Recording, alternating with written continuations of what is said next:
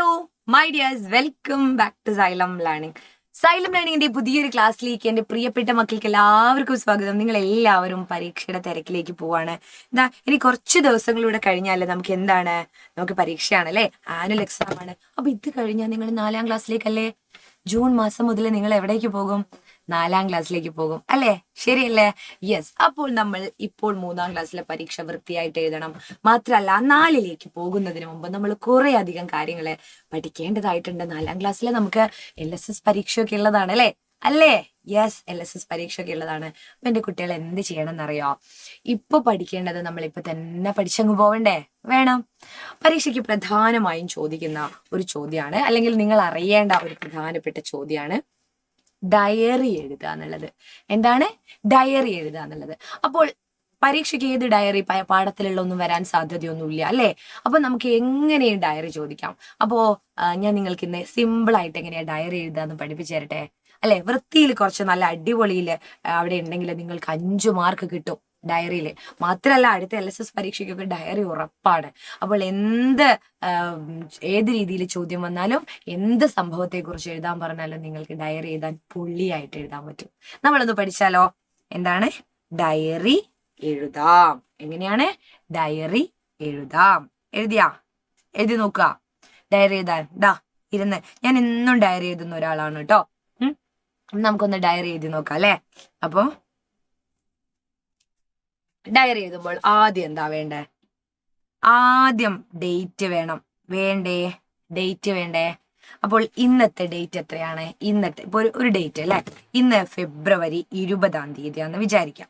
ഇന്ന് അപ്പൊ നിങ്ങൾക്ക് 2 അല്ലെ 02 എന്ന് നമ്മൾ ആദ്യം ഇടും. 02 ഫെബ്രുവരി മാസം 20-ാം തീയതി ആണ്. അങ്ങനെ ഏതെങ്കിലും ഒരു ഡേറ്റ്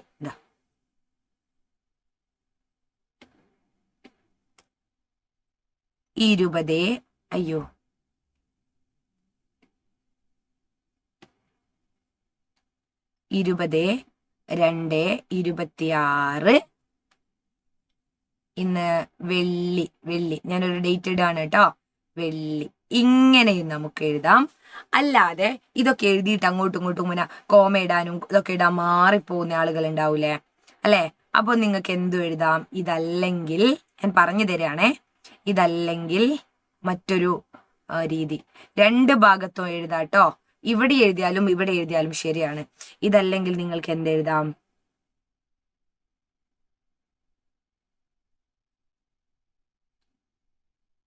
ഫെബ്രുവരി 20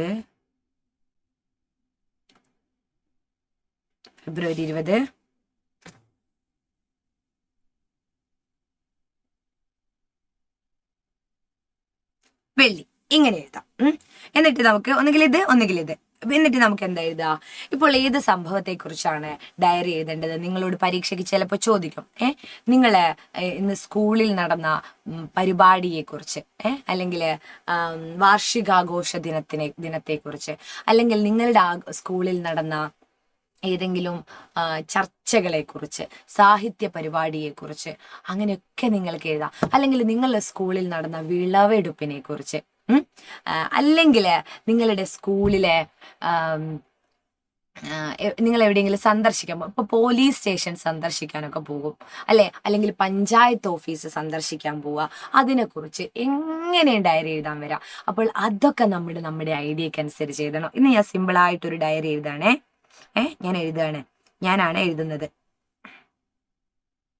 ഇന്ന് എനിക്ക് നല്ല ദിവസമായിരുന്നു എന്ന് വിചാരിക്കാം. ഇന്ന് നല്ല ഒരു ദിവസമായിരുന്നു.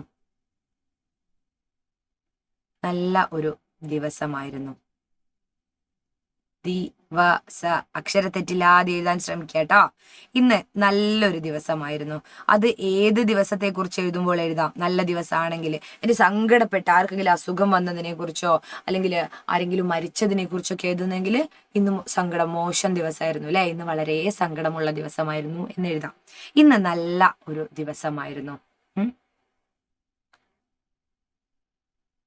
എന്റെ സുഹൃത്ത് എന്നെങ്ങനെ എഴുതുക? എല്ലാവർക്കും അറിയാം. ചിലർക്ക് അറിയാ. എങ്ങനെയാണ് എഴുതുക?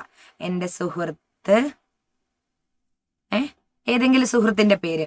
ആരാണ് സുഹൃത്തിന്റെ പേര്? അമ്മു. എന്റെ സുഹൃത്ത് അമ്മുവിന്റെ പിറന്നാളായിരുന്നു. പിറന്നാളായിരുന്നു.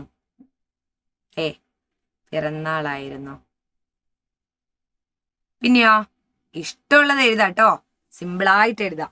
ഇന്ന് നല്ല ഒരു ദിവസമായിരുന്നു, എന്റെ സുഹൃത്ത് അമ്മുവിന്റെ പിറന്നാളായിരുന്നു. അവൾ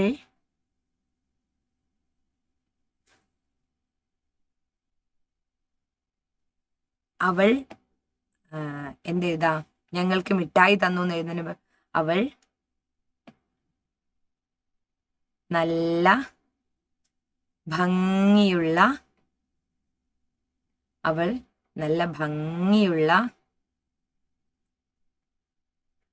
ഉടുപ്പിട്ടായിരുന്നു വന്നത്. നല്ല ഭംഗിയുള്ള ഉടുപ്പ് ധരിച്ചായിരുന്നു. അല്ലെ, ഇട്ട് എന്നൊക്കെ എഴുതുന്നതിന് പകരം ഉടുപ്പ് ധരിച്ചായിരുന്നു.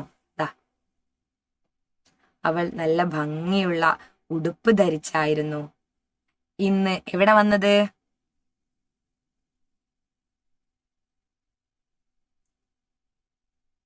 ഇന്ന് സ്കൂളിൽ വന്നത്. അവൾ നല്ല ഭംഗിയുള്ള ഉടുപ്പ് ധരിച്ചായിരുന്നു ഇന്ന് സ്കൂളിൽ വന്നത്. അവൾ നല്ല ഭംഗിയുള്ള ഉടുപ്പ് ധരിച്ചായിരുന്നു സ്കൂളിൽ വന്നത്. പിന്നെ എന്താ എഴുതാ?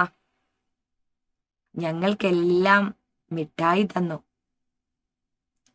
ഞങ്ങൾക്കെല്ലാം മിഠായി തന്നു. അല്ലേ, മിഠായി. ഞങ്ങൾക്കെല്ലാം മിഠായി തന്നു.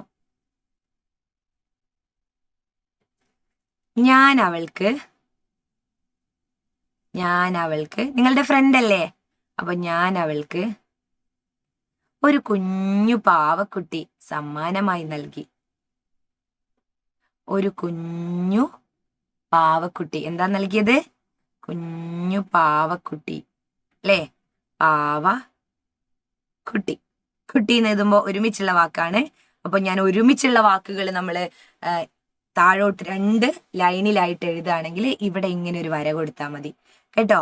പാവക്കുട്ടി എന്ന് ഒരുമിച്ചുള്ള വാക്കായത് കൊണ്ടാണ് കുട്ടി. ഇല്ലെങ്കിൽ പാവയ്ക്ക് കുട്ടി എന്ന് മാത്രം മതി കേട്ടോ.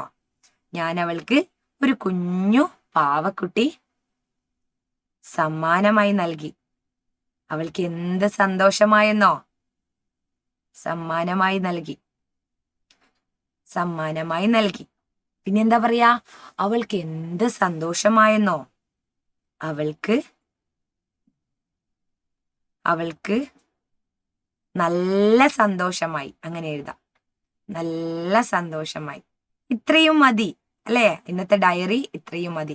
അല്ലാതെ ഞാൻ രാവിലെ എണീറ്റു, സ്കൂളിൽ പോയി, പിന്നെ കുളിച്ചു സ്കൂളിൽ പോയി എന്നൊന്നും വേണ്ട. എന്നിട്ട് വേണമെങ്കിൽ നിങ്ങൾക്ക് നല്ല ഒരു അമ്മുക്കുട്ടി അല്ലെ, നല്ല ഭംഗിയുള്ള ഒരു അമ്മുക്കുട്ടീനെ വരയ്ക്കാം അവിടെ. അമ്മുക്കുട്ടീനെ വരയ്ക്കാം. എന്താണ്? അമ്മുക്കുട്ടീനെ വരയ്ക്കാം.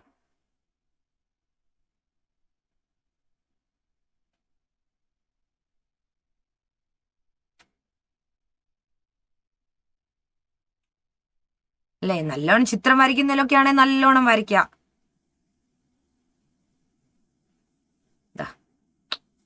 ആയിവാ,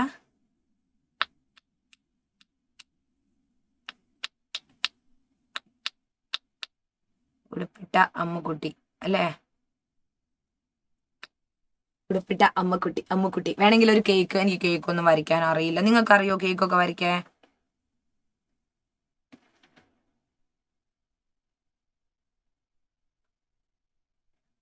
നല്ല കേക്കാണെങ്കിൽ ഇങ്ങനെ നല്ല കേക്കൊക്കെ വേണമെങ്കിൽ വരച്ചു കൊടുക്കുക. എന്നിട്ട് വേണമെങ്കിൽ ഇവിടെ അമ്മുക്കുട്ടിയുടെ പിറന്നാൾ എന്നൊക്കെ എഴുതാം. അപ്പോൾ അടിപൊളി ഡയറി. ഇത്രയും മതി. ഇത്ര എഴുതിയാൽ നിങ്ങൾക്ക് 5 മാർക്ക് കിട്ടും തെറ്റില്ലാതെ. ഞാൻ പറഞ്ഞതുപോലെ ഇങ്ങനെയൊക്കെ എഴുതിയാലേട്ടാ. ഇവിടെ ഡേറ്റ് എഴുതുക, ദിവസവും എഴുതാം. ഓക്കേ.